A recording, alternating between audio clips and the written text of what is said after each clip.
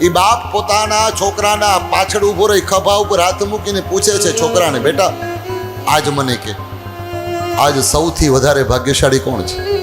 સૌથી વધારે કિસ્મત વાળો વ્યક્તિ કોણ?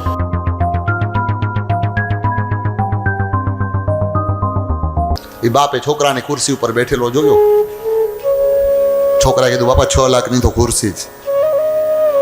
એ છોકરો ખુરશી ઉપર બેઠો નહીં, મને જરાક જોવા દે, ગાંડા બાવડ કાપી કાપીને મેં તને મોટો કર્યો, ભણાવ્યો, તું તે મને ગૌરવ પામ્યું, આજ મને સંતોષ થઈ ગયો, હવે હું ભલે મરી જાઉં, મને કાંઈ વાંધો નથી.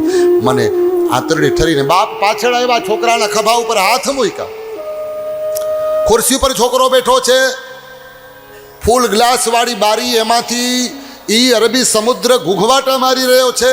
અને મુંબઈની ઈ જાક જમાડવાળી જિંદગીમાં મોંઘી ગાડી હોય, રોડ ઉપરથી ચર્ચગેટમાંથી જઈ રહી છે. અને એ બાપ પોતાના છોકરાના પાછળ ઊભો રહી ખભા ઉપર હાથ મૂકીને પૂછે છે છોકરાને, બેટા આજ મને કે આજ સૌથી વધારે ભાગ્યશાળી કોણ છે? સૌથી વધારે કિસ્મત વાળો વ્યક્તિ કોણ? કોણ હે સબસે બડા ભાગ્યશાળી? છોકરાએ કીધું, બાપુજી સૌથી વધારે કિસ્મત વાળો કોણ એમ પૂછો છો ને? કે હા, સૌથી વધારે કિસ્મત વાળો છોકરો કે હું છું. બાપાને ઝટકો લાગ્યો.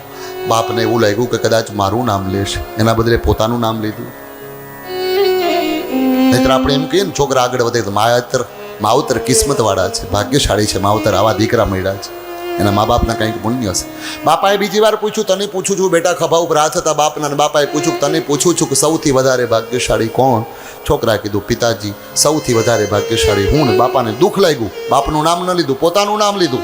છોકરો એવું સમજે છે કે મને 3 કરોડ રૂપિયાનું પેકેજ વાળું પગાર છે, મોંઘી ખુરશી ઉપર બેઠો છું, એટલે પોતાને ભાગ્યશાળી સમજે છે. બાપા હટી ગયા, સામે ગયા, અને પછી કીધું, છેલ્લી વાર પૂછું છું દીકરા, સૌથી વધારે ભાગ્યશાળી કોણ? ત્યારે છોકરાએ જવાબ આપ્યો, પિતાજી સૌથી વધારે ભાગ્યશાળી તમે છો. બાપને નવાઈ લાગી કે પહેલી વાર પૂછ્યું ત્યારે તારું નામ લીધું, બીજી વાર પૂછ્યું ત્યારે તારું નામ લીધું, ત્રીજી વાર તારી હામો આવ્યો ત્યારે મારું નામ લેશ, પહેલાં મારું નામ લીધું હોત તો? છોકરાએ જે જવાબ આપ્યો છે ને, વાલા શ્રોતાજનો રૂવાડા ઊભા થઈ જાય એવો જવાબ હતો.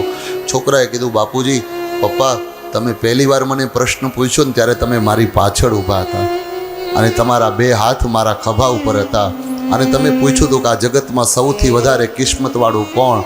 ત્યારે મેં મારું નામ લીધું હતું, એટલા માટે કે જે છોકરાની પાછળ એનો બાપ ઊભો હોય ને જે છોકરાના ખભા ઉપર બાપના હાથ હોય ને એનાથી વધારે ભાગ્યશાળી આ દુનિયામાં કોઈ નથી. જો તમારો બાપ તમારી વાહે ઊભો હાથ રાખીને ઊભો છે ને કે પુત્ર ચિંતા ન કર, હું બેઠો અહીંયા, તો એનાથી વધારે ભાગ્યશાળી બાપ જ કહી શકે, ચિંતા ન કરતો હું બેઠો છું, આપણે લડી લઈશું. 60-65 વર્ષની ઉંમરે વડીલ પહોંચી ગયા હોય, રિટાયર થઈ ગયા હોય, અને છોકરાઓ ખોટા ધંધામાં ફસાઈ જાય અને તૂટી જાય ને ત્યારે 65 વર્ષની ઉંમરે વડીલો પાછા ધંધે લાગે. છોકરાઓને કહી દે, ચિંતા ન કર, તારે સુસાઇડ નથી કરવાનું, તારે મરવાનું નથી, હું બેઠો છું ને ત્યાં સુધી. જેનો બાપ બેઠો છે, હજી મારો બાપ બેઠો છે, મને કોઈ પરવા નથી, મને કોઈ ચિંતા નથી, મારે કોઈ પરવા નથી. તો કિસ્મતવાળા એ છે, માવતર બેઠા છે તે